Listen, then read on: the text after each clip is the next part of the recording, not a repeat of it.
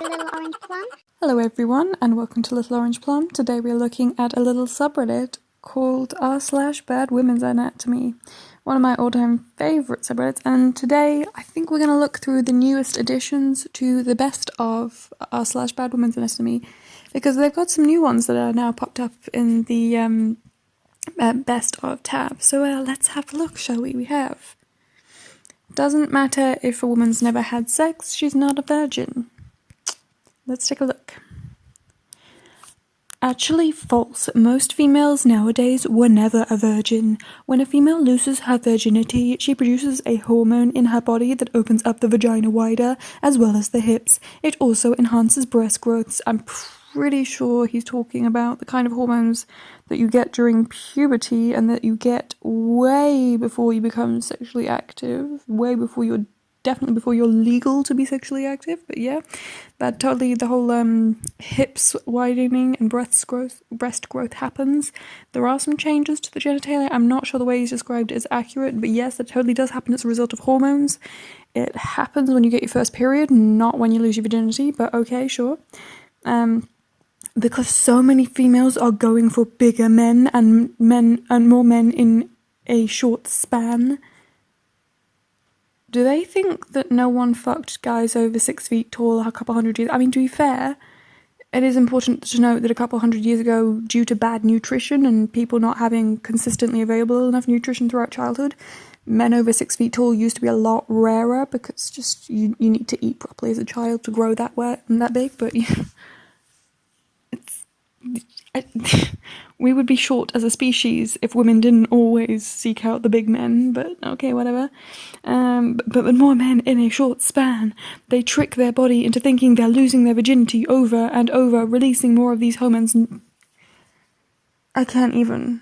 Like, why would your body be tricked into thinking that you're losing your virginity over and over again because you have sex with more than one man, or more in more quick succession? Like, what? Over time, the levels of these hormones have been so astronomically high that children are being born with it. Obviously, for males, this doesn't change anything. That would drastically change things for males. But females are literally being born this way. These are females who have never been a virgin, and who will, and we have a whole line of degenerate mothers on their cock carousel ride to blame. Yeah, it's the whole men who don't get sex seem to be living with this paranoid delusion that everyone is getting sex but them. Okay, for those of you who are in a bit of a dry spell, I gotta tell you, take a breath, relax. Sex is not happening in anywhere near the frequency that you think it is happening, and certainly not with as many partners as you seem to think is just happening in. It's like, you know, just because a girl posts sexually provocative pictures does not mean she's jumping on every single cock that's being offered to her, okay? Just because she has options doesn't mean she's taking them, because, I think we was watching, How I Met Your Mother the other day, and I think one of the best ways of having heard it put was when the girl that Ted was with says, men regret the women that they did not have sex with, women regret the men that they had sex with. And that's mainly a societal thing, let's be realistic. Is society telling men that they should regret not throwing themselves at women, and women should regret every single guy, even if it was even a serious relationship that's more than one guy? That's totally a societal thing, but it is kind of a thing that because society tells women that they should regret having sex, that women are much less likely to jump on the opportunity when it is offered to them, and therefore women are having a lot less sex than a lot of guys seem to think they are. But yeah, so with this whole women are all riding the cock carousel, no fam. Even the girls who brag, I'm gonna make the argument that if you're a woman who's bragging about having sex with loads of guys and totally flaunting it, that's some r/I have had sex stuff there. I'm betting a lot of these supposed sluts and whores, there's obviously some issues there, because you want to put yourself out there in a negative way. You want to encourage people to think badly of you and to degrade you. There's obviously some issues with that, but like, I gotta say, a lot of these women who intentionally are like, I'm such a whore, or I fuck all of these guys, I'm like with so many guys, it's total bullshit. You know she's lying. There's no way she's been with that many men, simply because it's looking so trashy that I feel like even the guys are gonna start turning her down. And simply because it's so obviously a desperate cry for attention, she's just saying it to get attention, you know. But yeah, so I think that's one thing is just to take away. If you're a guy who thinks that women are having so much more sex with you, calm down. Hollywood sensationalizes the idea that we're all having sex. I think society is sensationalizing it, and a lot of these women who claim to be having lots of sex are wanting you to think that they're having a lot more sex than they actually are. Just, you know, but yeah. And then on to the anatomy of this. It's just, I mean, to be fair, there is some stuff in here where it's like he may have just gotten a little bit confused, like the whole, yes, hormones do cause bodily growth in women. As I say, it's not got nothing to do with when you start having sex, and how much sex you have doesn't affect these hormones. There's been a lot of medical studies on this, like it's kind of a big thing in fertility science and how to get pregnant, is the frequency with which you have sex for a woman doesn't change how your hormones are affected or anything like that. The only thing that would help you get pregnant is 1, having sex when you're ovulating, or 2, having sex with enough frequency that you're just increasing the odds, because you're, you know, increasing the odds of the amount of times you're having sex, but it's not going to change your hormones at all for a woman. It just doesn't. And this whole, I think it's hilarious, like, women are being born with astronomically high sex hormones because women are getting pregnant with really high sex hormones, and this doesn't affect men.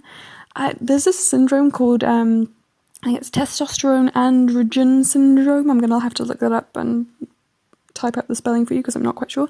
But it's one of the intersex-based disorders. It's so intersex, for those who don't know, it's basically the proper medical term for being like a hermaphrodite, for being born with anatomy that's not distinctly either male or female. And testosterone androgen syndrome, as again, going to have to look up the exact spelling and pronunciation because I'm not sure I've got that entirely correct, but that is a syndrome where a man, it's like a baby who's like XY chromosome, like should have been born with male anatomy, is exposed to a lot of female sex hormones. It's basically this person's allergic to testosterone, so they can't get normal male sex hormones to support their bodily growth, and so they take the female sex hormone from their mother, and it literally turns them into women. I mean, some cases they end up kind of halfway in between the genders, so like half male, half female, but for a lot of them, they have male DNA, but they have fully female anatomy. They are born looking female, they get assigned female at birth, they grow up as a girl, and then one day when they're in their teenage years, they don't get a period because they're not fully female. They don't get some of the normal growth because they're not fully female, and then they have to do some medical tests to find out why, and the tests come back saying this person's DNA is male. That's the effect that female sex hormones have on the male body. It will literally turn you into a woman if you have too much female sex hormones given to a baby boy. It will turn him into a girl, or into a half girl, half woman. It's not going to have no effect, honey. Just not even close to being right. But okay, it doesn't matter because you're male and you're exempt from the sexual purity stuff. Okay, sure. Whatever you say, dear. Whatever you say. Okay, so what else do we have? We have... What? Sperm lives inside a woman forever? Let's take a look. Someone wanted to euthanize their dog because when she was put outside alone in heat, she found a chihuahua and had ugly puppies that cost a breeding session. When we asked what that had to do with anything, he said the chihuahua's sperm is forever inside of her and can make those ugly puppies instead of the purebred. This dog was definitely not purebred. When we said that things don't work like that, work that way, he said, I know for a fact they do. That's why my daughter is half N-word. A N-word raped my wife back when she was in her 20s, and his sperm stayed inside her until mine activated it, and we all know N-word sperm is more violent, so it won. He was serious.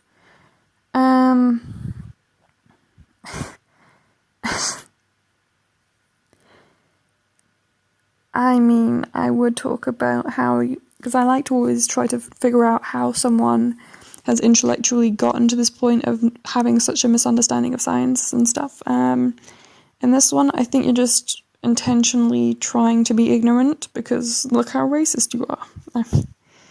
I feel like this is just someone who just intentionally wants to be off in their own little bubble and just wants to be ignorant and just, because let's be realistic, you clearly have some animosity towards your own daughter because your wife was raped, instead of having sympathy for what is clearly your own child and sympathy for your wife. You just... Really? Really? I don't even know how, like, there's no even point trying to go through and, like, explain all the scientific inaccuracies and trying to work this out. As I say, it's just, this guy's intentionally ignorant. So, moving on.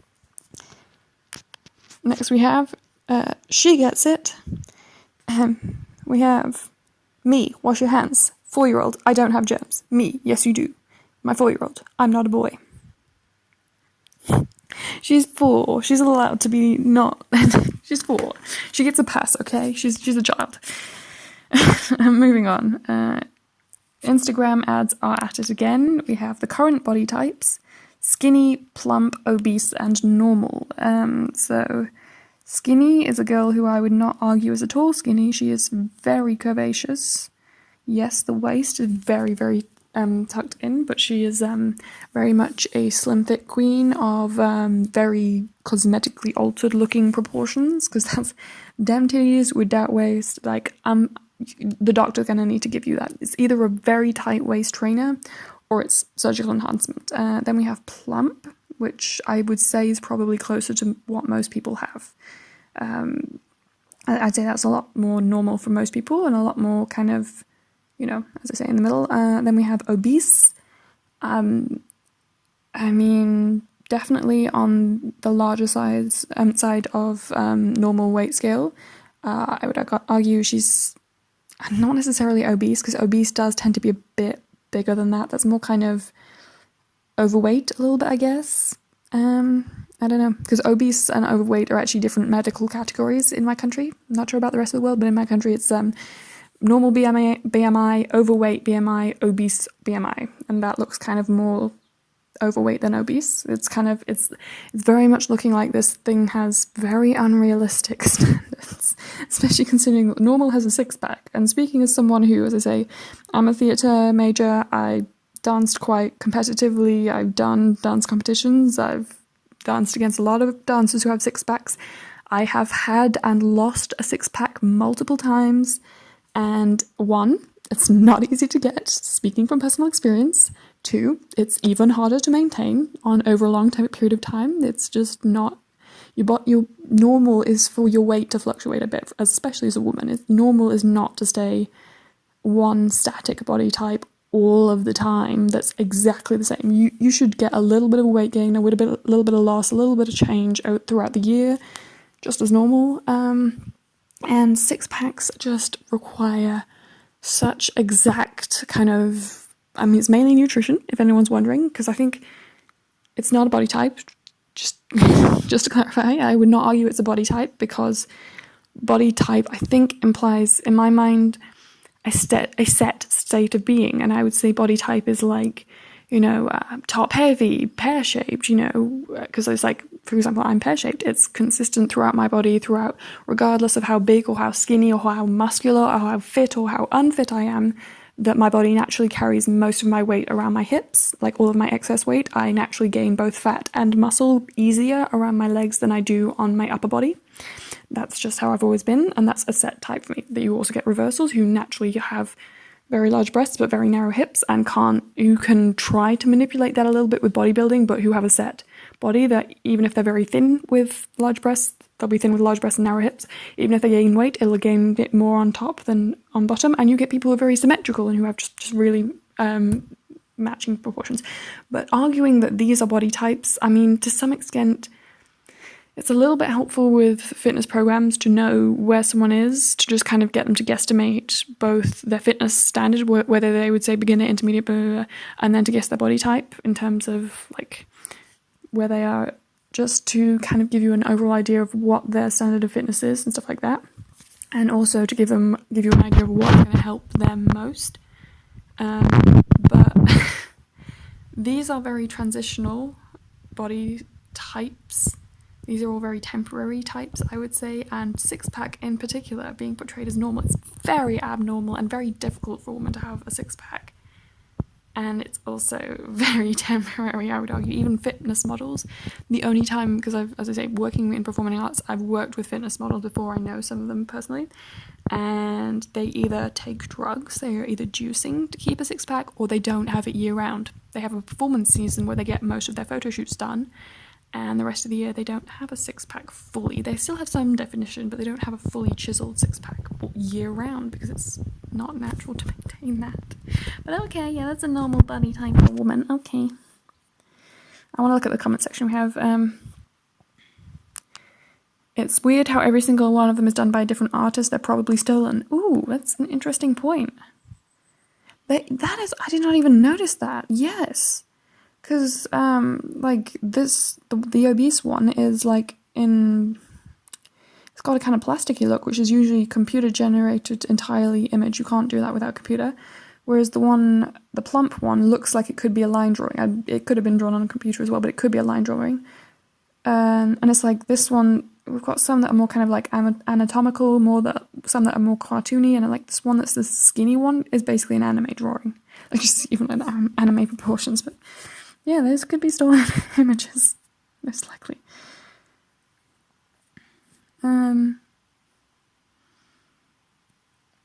But yeah, so that's, thanks for giving us all very unrealistic body standards. I'm going to finish off with a little post called Confusing Times.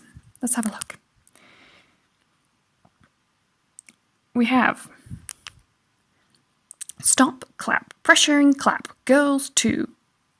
So let me try that again. Stop pressuring girls to try anal if you're not gonna try it too.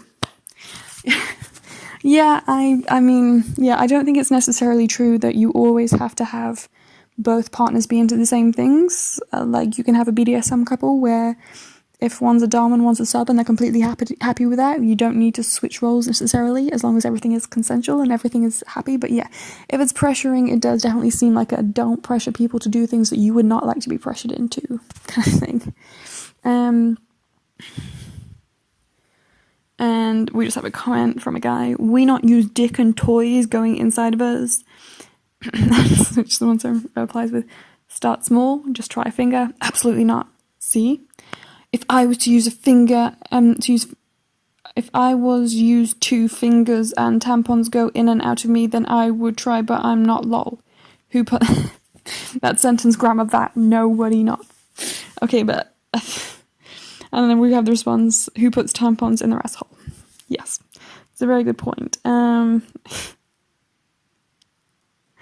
I feel like this is almost one of those moments where I kind of have to give this guy a pass. I mean, he probably is doing this intentionally to, like, but I feel like maybe if he's trying to put it in a girl's butt, maybe he just didn't know that that was not the right hole. I mean, he thinks tampons go in a girl's butt. Maybe he just didn't know. Maybe he's genuinely that dumb.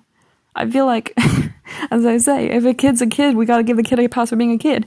If someone's genuinely that dumb, I mean, you can't fix stupid.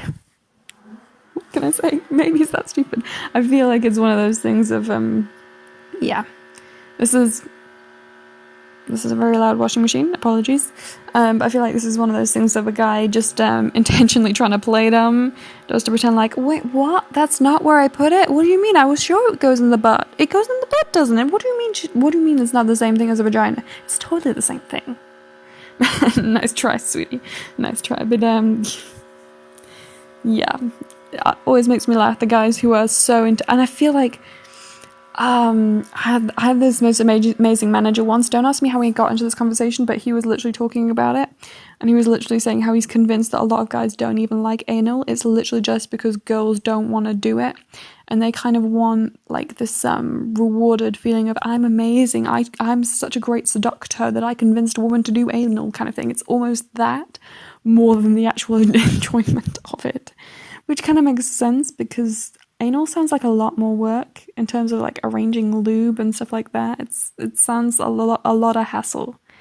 And I gotta say, probably there's a lot of guys who are just more into the prestige of talking a girl into doing something that she wasn't that into, just to kind of prove what a great salesman he is, that he can talk a girl into anything. Because there is that weird lad culture where they almost see it as kind of prestigious to be good at talking people into doing things.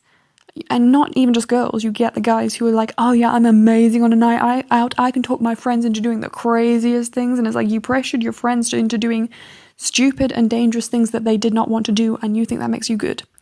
I don't know why that's the thing with lad culture, but it does definitely seem to be a thing that makes me think, if you're that scared to do anal yourself, and if you don't understand the mechanics of how to do it safely, maybe you're just one of those guys who wants to do anal just so he can tell his guys that his guy friends that he did anal the next day and be like, look how cool I am, I totally got to do anal, I'm amazing. But like, are you even going to enjoy this realistically?